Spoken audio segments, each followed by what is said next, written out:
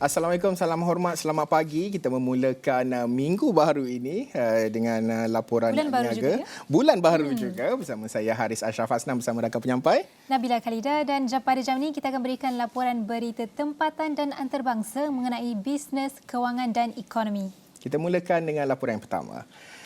Ringgit dijangka diniagakan dalam julat kecil dengan kecenderungan meningkat berbanding dengan dolar Amerika Syarikat minggu ini. Ia didorong sentimen risiko yang bertambah baik bagi mata wang tempatan. Rakan kongsi pengurusan SPI Asset Management Stephen Ines berkata, ringgit mungkin diniagakan lebih baik sejajar dengan kelemahan umum yang dialami dolar Amerika dalam situasi kebimbangan mengenai kemelesetan yang semakin meningkat. Bagi minggu ini, pelabur akan memberi tumpuan kepada data pembayaran gaji bukan ladang Amerika yang akan dikeluarkan pada Jumaat di mana pelabur sebenarnya mengharapkan sedikit kelemahan. Memandangkan Rizab Persekutuan Amerika atau The Fed kini berada dalam situasi bergantung kepada data, sebarang laporan negatif akan menjadi baik bagi sentimen risiko kerana ia boleh menggalakkan The Fed mengurangkan semula kuantum kenaikan kadar. Ines berkata berdasarkan sentimen semasa, ringgit berkemungkinan diniagakan dalam julat 4.4375 hingga 4.4575 berbanding dengan dolar Amerika minggu ini. Bagi dagangan yang baru berakhir minggu lalu, ringgit diniagakan bercampur-campur berbanding dengan dolar Amerika susulan peniaga kekal berhati-hati, ekoran turun naik ketara pasaran di samping menunggu data ekonomi Amerika dikeluarkan.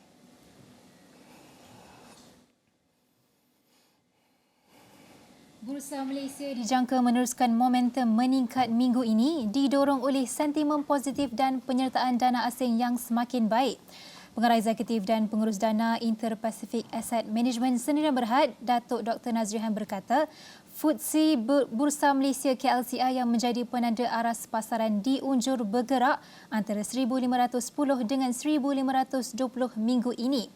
Bursa tempatan menyaksikan pembelian semasa harga rendah yang rancak dan ini mendorong menunjukkan FBM KLCI ke paras tertinggi dalam tempoh hampir 2 bulan pada minggu sebelumnya. Beliau menjangkakan pembeli asing akan terus memasuki pasaran dan menaikkan indeks di mana saham tenaga dan teknologi merekodkan pembelian kukuh. Ekonomi Amerika Syarikat berada dalam kemelesetan teknikal namun indikator seperti pasaran buruh dan perbelanjaan pengguna tidak menunjukkan kemerosotan itu. Semasa penutupan dagangan pada Jumaat lalu, FBM KLCI meningkat 0.07% atau 1.03 mata untuk berakhir pada 1,492.23 daripada 1,491.20 ketika ditutup pada Khamis.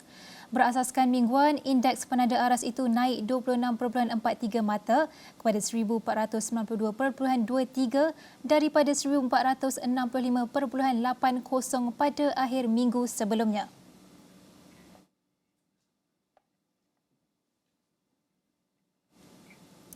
Kontrak niaga hadapan minyak sawit MSM di Bursa Malaysia Derivatives dijangka meneruskan aliran menaiknya pada minggu ini. Ia selepas 3 hari berturut-turut mencatatkan prestasi yang menguntungkan susulan keyakinan terhadap prospek minyak dan minyak sayuran. Peniaga minyak sawit David Ng menjangkakan harga niaga hadapan akan bergerak antara RM3,700 dan RM4,500 satu tan minggu ini.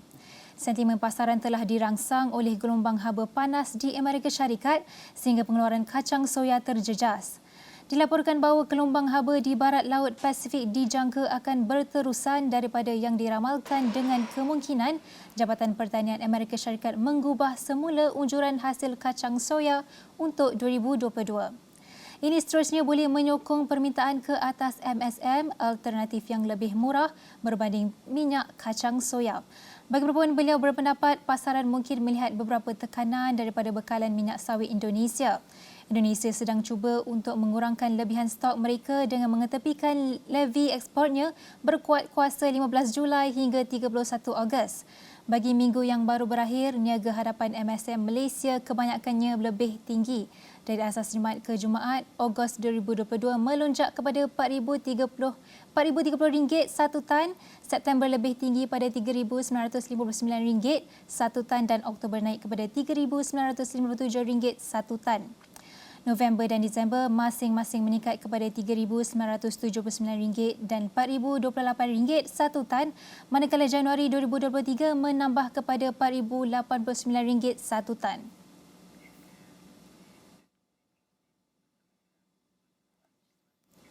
Dewan Perniagaan dan Perindustrian Kebangsaan Malaysia NCCIM melantik Tan Sri Soh Tian Lai sebagai Presiden ke-23 untuk tempoh 2022 hingga 2024. Pelantikan itu diputuskan dalam Mesyuarat Agung Tahunan NCCIM ke-46 yang diadakan baru-baru ini. NCCIM dalam kenyataannya berkata, Soh akan memperkasakan lagi Dewan itu sebagai saluran yang lebih berkesan kepada komuniti perniagaan. Berikutan ia mendukung nilai berteraskan semangat keluarga Malaysia. Pihaknya menzahirkan penghargaan serta berterima kasih kepada Tan Sri Loh Kian Chuan yang telah menyempurnakan tanggungjawabnya sebagai Presiden dengan menawarkan perkhidmatan dan sumbangan yang berterusan kepada NCCIM. NCCIM ialah persekutuan 5 pertubuhan perdagangan nasional yang terdiri daripada Dewan Perdagangan dan Perindustrian Cina Bersekutu Malaysia, Dewan Perniagaan Melayu Malaysia, Dewan Perniagaan dan Industri India Bersekutu Malaysia, Dewan Perdagangan dan Industri Antarabangsa Malaysia dan Persekutuan Pekilang-Pekilang Malaysia.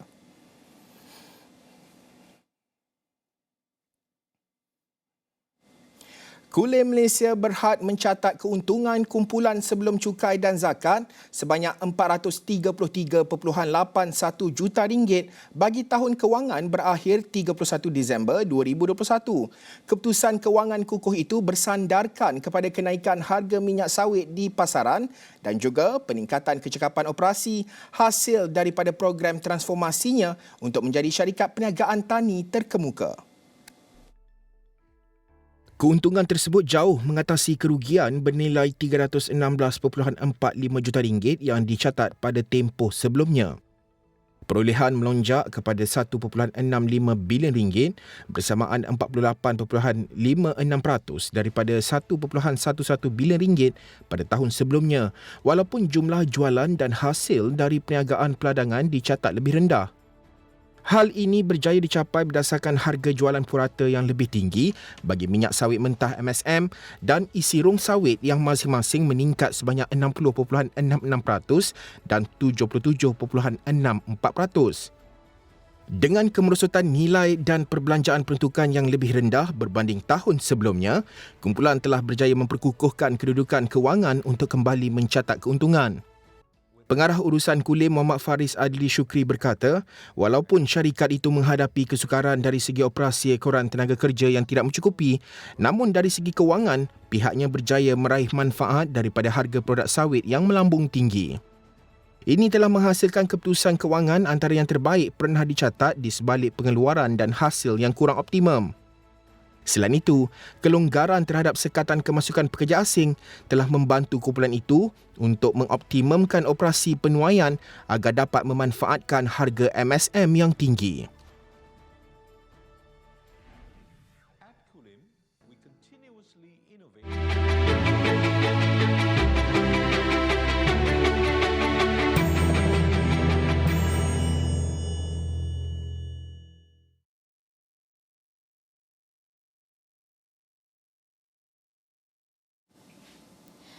Penularan COVID-19 di Malaysia membuka ruang luas buat usahawan kecil dan sederhana belajar untuk adaptasi teknologi dalam segenap aspek. Syarikat yang biasanya menggunakan media tradisional dalam urusan mereka kini mula mengubah cara mereka menjalankan perniagaan agar dapat bertahan ketika tempoh sukar tersebut. Obis Webster dan studio provider di Johor antara yang ambil langkah berani menggunakan platform media sosial bagi mendapatkan akses pasaran ketika pandemik. Pengasas Obis Webster and Studio Provider Ahmad Aizuddin Abdul Halim menjelaskan media sosial menjadi platform aktif buat rakyat berinteraksi sepanjang tempoh musim pandemik berkenaan. Disebabkan itu, dia mula mengiklankan perkhidmatannya di Facebook dan Instagram. Sebagai seorang usahawan, nak atau tak nak, kita kena akui yang social media platform ni lah satu tempat yang terbaik yang ada pada masa kini. Okay? Macam saya cakap, dulu kita perlu turun padang untuk buat promosi, tapi sekarang social media lah tempat berkumpulnya semua manusia. Kita boleh tahu, sekarang kita boleh cakap hampir semua manusia ada akaun social media. Ada Facebook, Instagram, Twitter, TikTok. Jadi kat situlah diorang punya pool dan kita kena terjun sama-sama untuk kita punya pasarkan kita punya produk ni lah. Dia menyifatkan strateginya itu berhasil selepas 60% pelanggan diterima secara dalam talian menerusi platform berkenaan. Katanya kebanyakan pelanggan tertarik untuk mendapatkan khidmat syarikatnya selepas dia memuat naik karya-karya yang dihasilkan di media sosial. Dia yang mempunyai pengalaman lebih 10 tahun dalam bidang keusahawanan itu memaklumkan pemasaran pada zaman dahulu lebih memfokuskan kepada tenaga kerja yang ramai selain memerlukan mereka untuk turun padang menghebahkan nama syarikat kepada khalayak. Namun kini dengan kemunculan pelbagai platform sosial digital, kini dia mampu menjual perkhidmatannya tanpa perlu keluar dari pejabat. Katanya ia lebih menjimatkan masa, tenaga kerja dan kos selain berjaya menarik pelanggan dengan lebih berkesan. Di samping itu, perbincangan bersama pelanggan dapat dilaksanakan tanpa bersemuka menggunakan aplikasi telekomunikasi seperti Google Meet, Zoom dan Skype.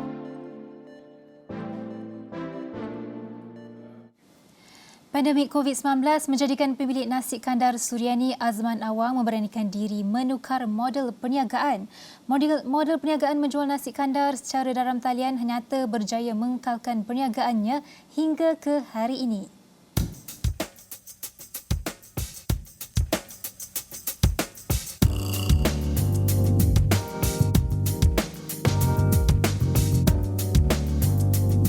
Atas PKP hari tu, kalau Suryani Nasi Kuku tu kita buat delivery, kita ada rider sendiri, dengan Foodpanda pun kita ada. Tapi banyak rider kita sendiri lah buat. Dalam PKP hari tu pun masa lockdown je kita tutup. Selepas lockdown tu semua kita buka. Mula-mula PKP, kita ingat 2019. Mula-mula PKP tu memang siapa-siapa pun nombor baru masa tu. Tak ada terjejah. Kita jadi panik masa tu. Tak. Dengan biasa nego, jualan sale lebih, jadi kurang. Tapi bila dah PKP tu dah masuk 2 tahun, kembali normal biasa lah kita kira. Nego tu, terjejah tu ada terjejah. Tapi kita ikut sistem kita buat COD. Kita bukan tutup kedai tu. Okay, bila tutup kedai kita buat COD. Buat di rumah. Setelah kita pun rasa terjejah sikit ya. Mengulas mengenai pembukaan nasi kandar yang mengguna pakai resipi dari Pulau Pinang, Azman membuat pelaburan ratusan ribu bagi membuka nasi kandar pertama di Kelantan. Mengakui ia bukan mudah untuk menggabungkan cita rasa rakyat Kelantan dengan resipi dari utara. Cabaran untuk mencari pelanggan dirasai dalam tempoh 4 bulan pertama beroperasi. Namun berkat usaha dan kreativiti dalam memanfaatkan media-media sosial, akhirnya nasi kandar Suryani berjaya bertapak dan mempunyai pelanggan di Kelantan kini. Okey, sebenarnya nasi kandar ni kita first mula-mula start di Penang. Di Penang, Halim nasi kandar. Dengan nama Halim nasi kandar. Lepas tu kita tengok Halim tu resipi kita ni boleh masuk tak di Kelantan. Okey. Selepas kita tengok, barulah kita masuk di Kelantan. Alhamdulillah kita buat di Kelantan ni baru 2 bulan. Dah berjaya dah kita buat di Kelantan ni. Atas Suryani Nasi Kandar ni penerimaan orang makan tu puas hati.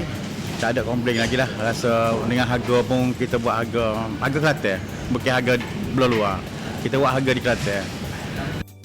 Bila berkata, nasi kandar Suryani akan mengembangkan lagi perniagaannya dengan membuka beberapa cawangan luar jajahan Kota Baru dan luar Kelantan.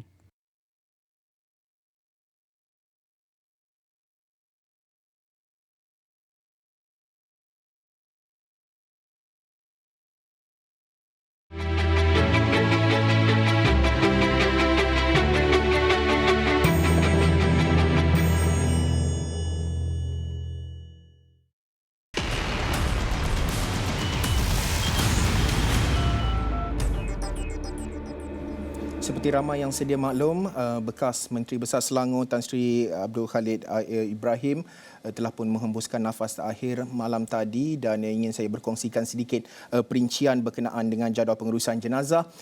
Visual secara langsung yang kami terima pada waktu ini, jenazah kini berada di Masjid Saidina Umar Al-Khattab, Bukit Damansara, Kuala Lumpur, di mana diikutkan jadual yang dikongsikan kepada media pada jam 10 pagi nanti jenazah akan disolatkan, dan diikuti pada jam 11 hingga 1 petang ziarah dan penghormatan terakhir di Masjid Negeri Selangor, diikuti solat Zuhur pada jam 1.20, 1.40 petang dijangkakan solat jenazah, dan jam 2 petang jenazah akan dikebumikan di makam Diraja Shah Alam, dan Isra Awani akan terus membawakan perkembangan lanjut dari semasa ke semasa.